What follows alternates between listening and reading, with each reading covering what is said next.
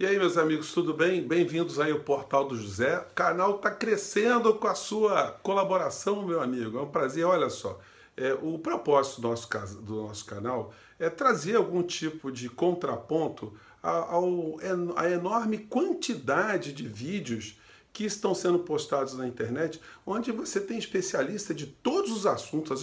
As pessoas não têm a menor inibição de falar de assuntos dos quais ela nunca estudou, ela nunca pesquisou, e ela coloca determinadas informações com tanta convincência, né, com tanta firmeza, que parece até que são verdadeiros mesmo esses fatos. Né? É muito comum. Olha, não vou nem citar muitos nomes, não. Vocês, se pesquisarem um pouco aí, vocês vão ver pessoas que não têm o menor freio. Né? As pessoas chegam e saem falando de todo o assunto, inclusive imaginando, inventando coisas também.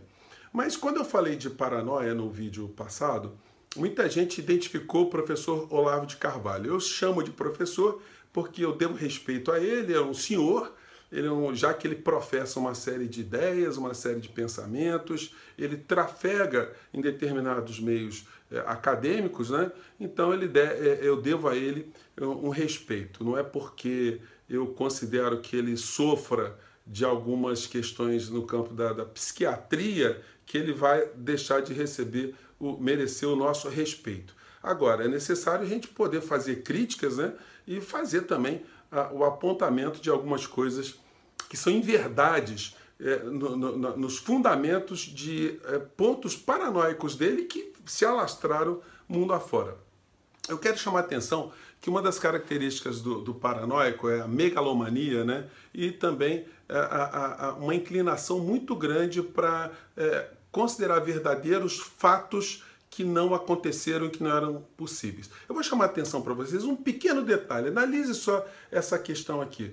O professor Olavo de Carvalho ele deu uma entrevista para o Estado de São Paulo e em dado momento, para explicar como é que foi a juventude dele, a forma como ele começou a se escolarizar e como ele desprezava a literatura brasileira, ele disse o seguinte, vamos lá. Eu vou dar só um acontecimento. Né? Eu estava lendo Goethe. E a professora de português mandou ler Joaquim Manuel de Macedo. Isso com quantos anos? Eu tinha o quê? 14 anos. 14 anos. Eu não vou anos. fazer isso, minha senhora. Eu estou muito ocupado. Eu estou lendo Goethe, eu estou lendo Dante, eu estou lendo Dostoiévski. Eu não vou ler esta porcaria que foi feita para criancinhas. E assim, a mania nacional de você valorizar autores pela sua importância na formação nacional e não pelo seu valor literário intrínseco. Então, se você está lendo Dostoiévski, não vai perder tempo lendo Joaquim Manuel de Macedo. Nem mesmo. Bom, olha só, gente. Então, o professor Olavo de Carvalho ele disse que aos 14 anos ele estava lendo Goethe, Dostoiévski, né? E por aí vai. Tem um detalhe muito interessante, né? Vou pegar aqui o Dostoiévski. A primeira tradução para o português feito diretamente do russo para o português, ela se deu em 2001.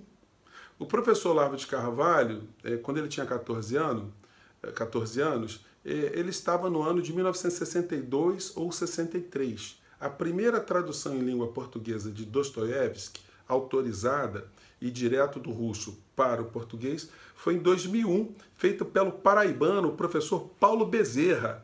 Ele estudou na Rússia, na faculdade, na Universidade de Lomonosov, em Moscou, e morou lá desde 1967. Em 71 ele veio para o Brasil e ficou muito interessado em fazer tradução da literatura russa para a língua portuguesa. Ele conseguiu isso e fez toda a tradução, pela primeira vez, da língua portuguesa, do russo para a língua portuguesa, porque o que se tinha no Brasil eram fragmentos traduzidos do inglês, do russo para o inglês ou do russo para o francês. O professor Olavo de Carvalho realmente era um gênio, ele lia no original no russo em 1962, 63, ou mesmo lendo as traduções para o inglês ou para o francês, essas traduções careciam de uma série de detalhes, né? Não eram obras que uma criança, um menino de 14 anos, pudesse conceber, conhecer todo o espírito da obra do autor russo. Goethe também, um autor alemão, também bastante complexo, e por aí vai, né?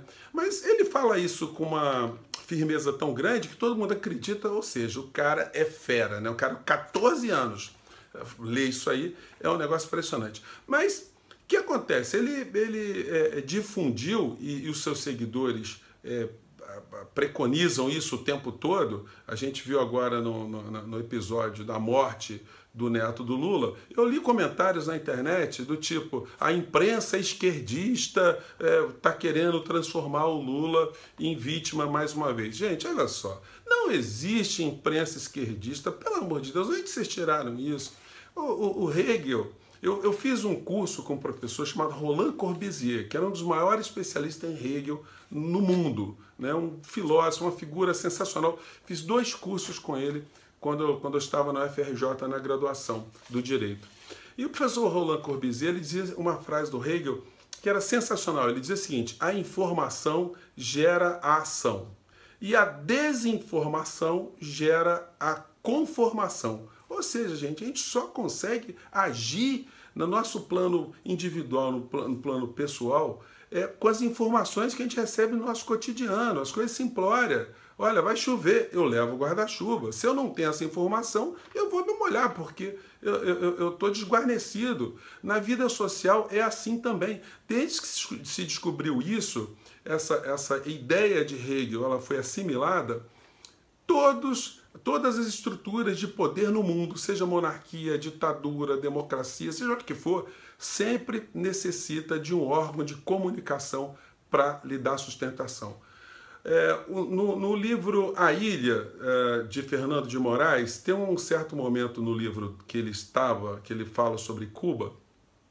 Ele faz um questionamento a um jornalista cubano se a imprensa em Cuba era livre. E o jornalista ri para ele e diz assim: olha, meu amigo, a imprensa em lugar nenhum do mundo é livre. A imprensa está sempre a serviço do poder. Só que o poder aqui em Cuba está distribuído, está a serviço do povo cubano.